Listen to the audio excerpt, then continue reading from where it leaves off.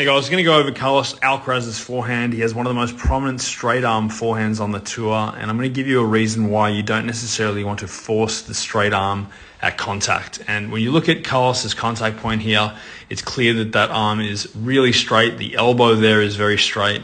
And what that does is it gives him a very fixed contact point.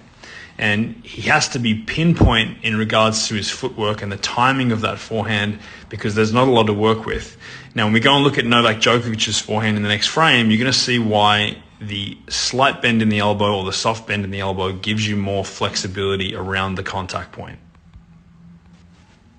So when we look at Novak Djokovic's forehand and we go and isolate the contact point for him, you can see that he has more flexibility in that the hitting zone, the hitting window for him can be a little bit longer. He can hit the ball slightly later.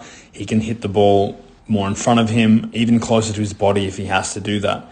But that is because that soft bend in the elbow allows him to be flexible. Whereas if he has that fixed position, then it isolates a contact point that is much smaller and a contact window that is smaller.